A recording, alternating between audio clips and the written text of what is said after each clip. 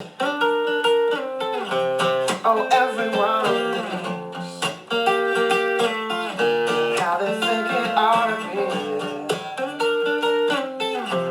Oh, everyone believes that I went easily.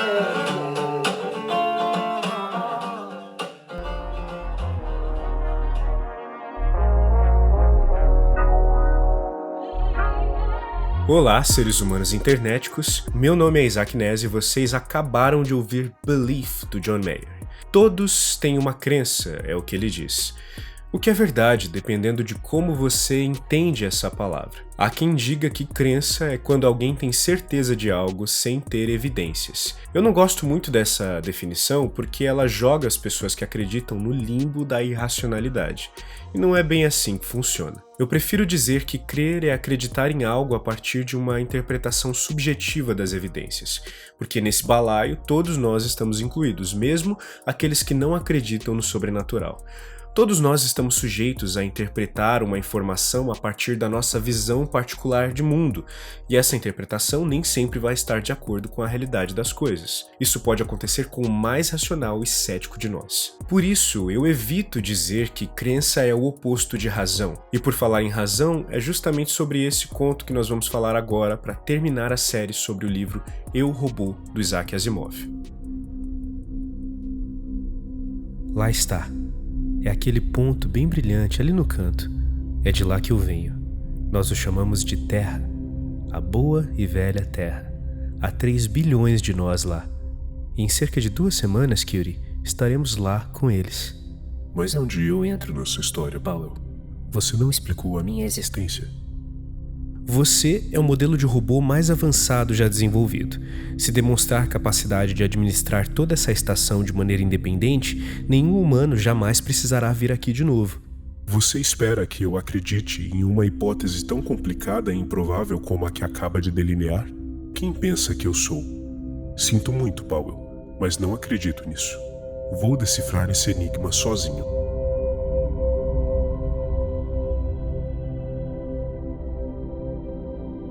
Razão é um dos meus contos favoritos desse livro.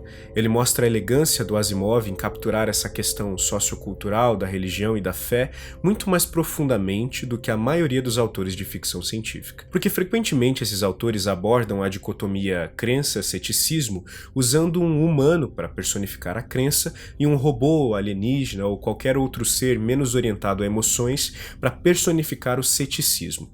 Mas o Asimov faz justamente o contrário.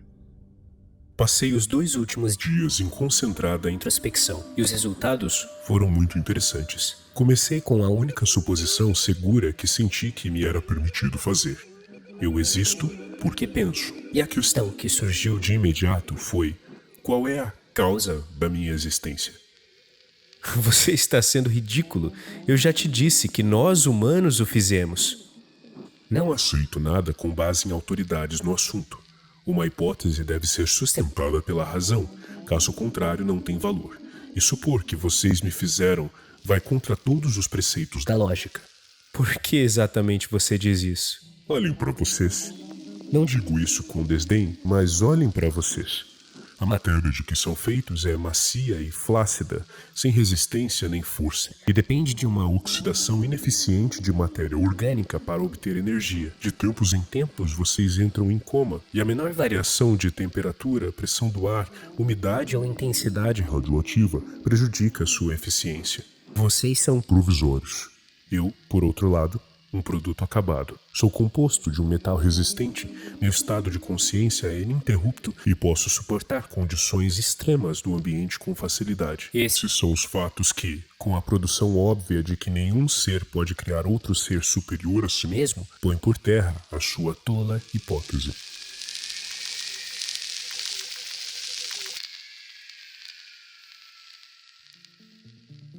Essa resposta do Curie tem elementos que seriam comumente associados à lógica. Ele começa parafraseando Descartes, que é o símbolo mais clichê do iluminismo, e logo em seguida já menciona aquela famigerada falácia do apelo à autoridade, que é quando alguém tenta provar um ponto com uma citação descontextualizada de um especialista, ao invés de desenvolver os seus argumentos. Percebe como esse personagem é construído para ser o puro estereótipo da racionalidade, mas defende uma ideia que simplesmente é irracional? O que vocês acham que o Asimov estava querendo dizer com isso? Bom, desde o princípio da ficção científica, são comuns obras que representam qualquer conhecimento não científico como uma crença irracional e primitiva. Isso é simplesmente injusto. Por motivos diversos, os conhecimentos técnico e teórico não são democraticamente distribuídos. Por isso é muito cruel querer qualificar o intelecto de alguém que não teve acesso a uma formação tradicional a partir dos mesmos critérios que usamos para julgar alguém que teve. Além disso, não me parece muito inteligente gastar energia ridicularizando a crença de pessoas simples quando há charlatões muito bem instruídos enganando pessoas. Mas isso é papo para outra hora. Ou talvez não. A princípio, me pareceu que o Asimov estava querendo mostrar como o homem formalmente instruído também pode chegar a conclusões falsas, mesmo partindo de um raciocínio lógico. Eu não acredito que ele estivesse tentando sugerir que existe uma equivalência entre ciência e fé, porque não há. Uma coisa é tentar explicar a realidade através de um método e errar, e outra é crer em uma explicação que não pode ser provada por método algum. O que eu acho que o autor estava querendo dizer é que a fé, ao contrário do que pensamos, também pode partir de um lugar racional. Tudo bem, se nós não o fizemos, então quem fez? Muito bem, Donovan. De fato, essa era a pergunta seguinte. Evidentemente, meu criador deve ser mais poderoso que eu. E então, havia apenas uma possibilidade. Qual é o centro das atividades aqui da estação? A que todos nós servimos. O que absorve toda a nossa atenção. O conversor de energia? É disso mesmo que está falando, Curie? Sim. Ele é o meu mestre. Quando Curie começa a elaborar mais as suas crenças, ele elege um objeto inanimado para ser o seu Deus. Parece loucura, mas a humanidade faz isso há muito tempo. O sol, o mar, as estrelas, a natureza, a gente tem esse hábito de personificar fenômenos naturais atribuindo a eles um caráter humano. Por exemplo, antes nós pensávamos mais ou menos o seguinte: se o sol influencia a minha colheita, talvez esse ano ela tenha sido meio ruim porque o sol está zangado, então se eu o agradar de alguma forma, talvez eu tenha melhores resultados no ano que vem. A evidência está lá, ela é real, o sol influencia na agricultura. O equívoco está na interpretação dessa evidência. E esse equívoco é compreensível considerando que pensávamos assim antes de entendermos o mínimo de astronomia. Dá até para dizer que existe uma certa lógica nesse raciocínio. É claro que na realidade oferecer um sacrifício ao sol não tem efeito nenhum sobre ele ou sobre a sua ação na natureza, mas até aí é problema de quem acredita. Mas e se um dia eu, devoto do sol, decido ir até a casa do meu vizinho para propor que ele também adore o sol para que a nossa colheita seja ainda melhor? E depois vamos os dois para a casa de mais 2 vizinhos tentar convencê-los, porque isso seria ótimo para o nosso povo. E nós continuamos a fazer isso na esperança de agradar cada vez mais essa entidade e ter mais benefícios a partir disso. Até que encontramos alguém que rejeita a nossa crença. Alguém que simplesmente não acredita no que estamos dizendo e quer continuar vivendo como vive, ou procurando novos jeitos de melhorar a colheita. Nós estávamos tão perto de ser um povo que unanimemente agrada ao Deus Sol, mas agora tem esse cara no nosso caminho. Ele não se rende à nossa crença, portanto a única solução é expulsá-lo de nosso meio. E é aí que a crença se torna religião. Sinto muito, mas vocês não podem continuar aqui. De agora em diante, vocês estão proibidos de entrar na sala de controle e na casa de máquinas. Ele fez um gesto silencioso com a mão e em um instante 2 robôs tinham pegado Donovan pelos braços. O engenheiro sentiu que o levantavam do chão e o carregavam escada acima. Muitos antropólogos que estudam a religião como fenômeno social vão dizer que ela nasceu como um efeito colateral do nosso instinto de sobrevivência coletivo. Se eu quero que a minha comunidade sobreviva e eu acredito que eu sobrevivo por causa da minha crença, Logo, eu vou tentar compartilhar a minha crença com a minha comunidade, certo? E uma vez que a comunidade abraça a ideia de que a sobrevivência depende da crença, quando um dos indivíduos mostra resistência a essa fé que a maioria acredita ser benéfica para todos, ele está sendo uma ameaça para o coletivo, para a comunidade. Portanto, é preciso que ele seja eliminado. Percebe como esse sistema inevitavelmente resulta em opressão? Sempre tem alguém que é excluído de uma forma mais ou menos violenta a partir do momento em que a crença se torna uma instituição e que essa instituição exerce influência política sobre a sociedade. Como eu disse desde o princípio, eu não acho que aqueles entre nós que creem em alguma coisa sejam ignorantes ou irracionais. Em diversas situações, a fé produz bons frutos ou é simplesmente inofensiva. O problema é quando ela se transforma em uma organização que tem poder suficiente para transformar completamente o modo de vida de pessoas que não escolheram viver de acordo com aquela crença. É o caso dos humanos no conto do Asimov.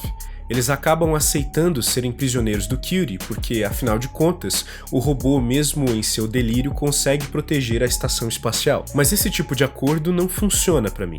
Não é razoável que alguém seja obrigado a aceitar a influência de uma crença na qual não concorda só porque essa crença seja benéfica em algum contexto específico. Não dá para fixar os olhos nos aspectos positivos da fé, ignorando que tem um monte de gente cometendo todo tipo de violência em nome dela. Não dá mais pra gente esconder o pai que bate na filha lésbica embaixo da cesta básica que a igreja entrega. Vocês sempre me perguntam se eu acredito em alguma coisa ou não, e eu sempre me recuso a responder porque a pergunta nunca é pertinente ao que está sendo discutido. Então sempre me soa como uma tentativa de me classificar como uma coisa ou outra e a partir dessa classificação decidir se eu sou digno ou não de ser ouvido. Mas hoje, já que estamos falando desse assunto, a resposta é sim. Eu tenho as minhas crenças. Elas me fazem bem e me motivam a fazer o bem aos outros. Eu sou feliz acreditando no que acredito e quero ter a liberdade de não ser influenciado por visões de mundo que eu não escolhi. É justamente por querer preservar a minha fé e a fé de todo mundo que eu tenho plena convicção de que a religião, como a conhecemos, precisa acabar.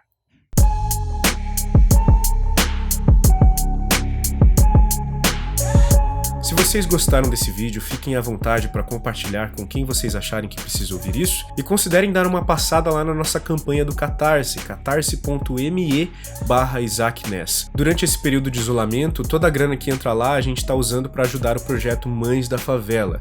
E mesmo depois que acabar o isolamento, a gente ainda vai continuar dividindo igualmente entre os gastos do canal e a ajuda ao projeto. Além disso, tem uma camiseta muito bonita que vem de uma frase que eu disse em um vídeo sobre o Miles Morales, e se você quiser adquirir essa camiseta, entre no site amevocê.com. E é isso, eu espero que vocês estejam aqui na próxima. Tchau!